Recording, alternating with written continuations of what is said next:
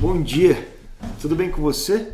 Hoje eu quero falar com você sobre oração e, sendo muito sincero, a minha própria experiência de vida, e serei muito vulnerável aqui, de como um novo pensamento, vamos dizer assim, uma revelação sobre oração tem trazido uma nova perspectiva totalmente diferente daquela que eu já experimentava até hoje. Talvez seja algo muito simples, mas que eu sei que pode revolucionar a forma com que você olha a sua vida espiritual. Esse vídeo terá 4 pontos. A quem nós oramos, qual é a nossa posição diante da oração, o que nós pedimos em oração e por quem nós estamos pedindo em oração. Tenho certeza que esses 4 pontos vão fazer toda a diferença. Bem rápido no vídeo, como você vê, não é um vídeo muito longo, mas vai te ajudar bastante. Antes de a gente começar esse vídeo, eu quero fazer um convite para você. Se você acompanha nosso canal e todas as missões que nós fazemos ao redor do mundo, faça parte do Tô na Missão. Tô na Missão é uma comunidade de pessoas que acreditam na missão e convivem e investem e vivem juntos para isso. Se você fizer parte do Tô na Missão, você vai entrar no nosso Close Friends, você vai receber cartas missionárias, você vai receber os esboços das pregações que eu faço e mando sempre no nosso grupo de WhatsApp e também no Close Friends, entre outras coisas, livros que nós compartilhamos, vídeos especiais que saem antes para a galera que tá na missão e tantas coisas que eu compartilho, Close Friends no dia a dia, muito especial, sem contar que você está cooperando conosco na missão.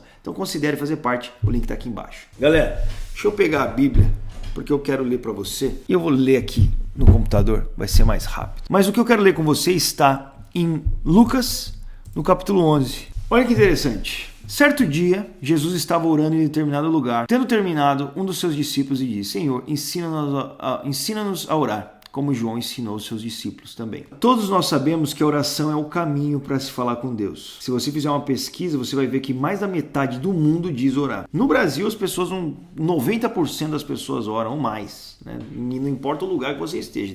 Pode ser num baile funk, pode ser numa igreja, pode ser no Planalto. As pessoas oram. No Brasil se ora. Na Inglaterra, país que eu estou, mais da metade das pessoas dizem orar. E eu fico pensando, será mesmo que nós vivemos em um mundo que ora tanto? Se você for no dicionário procurar a palavra oração, você vai ver que a oração é algo que todas as religiões, em toda a história, sempre fez. Então, mais do que a oração ser algo que se busca para encontrar Deus, a oração é uma coisa humana. O ser humano ora. Mas se nós orássemos mesmo, o mundo estaria desse jeito? Bom, não estaria. Um mundo que ora tanto não estaria dessa forma. Você não concorda comigo? Então significa que orar não é o suficiente. E Jesus vai ensinar aos discípulos a diferença que faz. Quando eles chegam para os discípulos, e eu quero encurtar bem esse vídeo, a gente podia ir muito longo, eu fiz um sermão sobre esse vídeo no domingo passado na igreja. Quando os discípulos chegam para Jesus, ele está orando. Então Jesus não só ensina com o que ele fala, mas também com a prática. E tudo você vai ver na vida de Jesus assim. E a primeira coisa que ele diz é o seguinte: quando vocês orarem, digam Pai. Essa é a grande revolução de Cristo. É trazer a realidade de que Deus é Pai. Nenhuma outra religião sabia disso, ninguém mais sabia disso, e só alguém que conhece o Pai como Jesus conhece poderia trazer isso. Depois você vai ver que Jesus revela quem é o Pai. Jesus vai trazer para os seus discípulos que quem vê a ele vê ao Pai, todas essas coisas. Primeira coisa que a gente aprende fundamental sobre oração: a quem nós oramos. O poder da oração não está em quem ora, está em quem responde às orações. Então não adianta você orar se você não estiver orando para o seu Pai. E para você saiba que Deus é Pai, você tem que conhecer a Cristo. Cristo é o caminho para o Pai, só Ele. Não existe outro que vai te ensinar, nem te levar ao coração de Deus assim. E se você não sabe que Deus é Pai, você não sabe que você é filho, então a sua oração realmente não terá nenhum espaço real na transformação da sua própria vida e da vida do mundo. O primeiro ponto. O segundo ponto, Jesus vai ensinar que a oração é como alguém que vem no meio da noite pedindo um pedaço de pão. E essa pessoa bate, você correndo, o texto vai, eu quero ser breve, eu vou dizer aqui de novo para você. Jesus disse que esse cara veio pedir pão no meio da noite. E ele fala assim, que ele insistiu para que essa pessoa que está ali deitada no meio da madrugada, abrisse a porta e desse pão para ele. Foi uma insistência. E ele disse que mesmo que aquele cara não se levantasse, porque ele se preocupa realmente com aquele que está na porta batendo, mas porque aquele que está na porta batendo não desistiu, ele vai se levantar e vai fazer o que ele está pedindo. Então o que ele quer dizer com isso? A oração, o espírito da oração não é somente uma palavra mágica que você chega e diz algo e acontece. Não é assim. Você insiste, é persistência. Jesus diz, bata, peça, busque. Se você bater, as portas se abrirão. Não, se você pedir, você será dado. Se você buscar, você vai encontrar. Então ele fala assim, se você continuar ali, perseverar, e ali está ensinando o espírito da oração para os seus discípulos. Nós não desistimos, nós perseveramos, nós continuamos.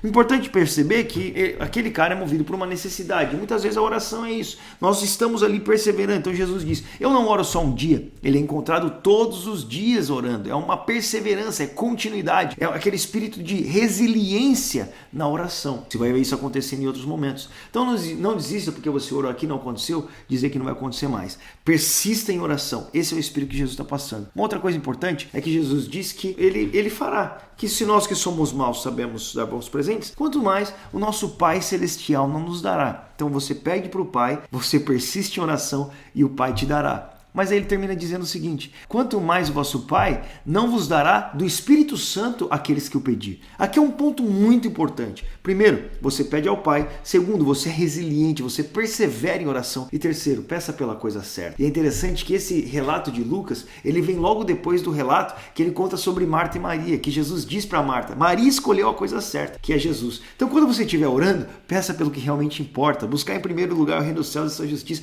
Busque o Espírito Santo. Jesus está falando do que ele está fazendo ali. Ele vai falar com o Pai, ele persiste, ele tem um pedido no seu coração. Ele pede o que realmente importa, é o Espírito Santo. Essa comunhão com Deus, é o coração de Deus, é o Espírito de Deus, é o próprio Deus que Jesus está buscando mais do que qualquer outra coisa que nós podemos pedir. É o Espírito Santo que transforma completamente a nossa vida. Mas calma, virá o quarto ponto, que é para mim o mais revolucionário nos últimos tempos e é o que eu tenho aprendido tanto. Jesus, ele fala sobre o Espírito Santo. Você vai perceber a diferença que o Espírito Santo faz na sua própria vida, que Jesus era Jesus de Nazaré, de repente ele virou Jesus Cristo de Nazaré, depois que o Espírito Santo vem sobre ele.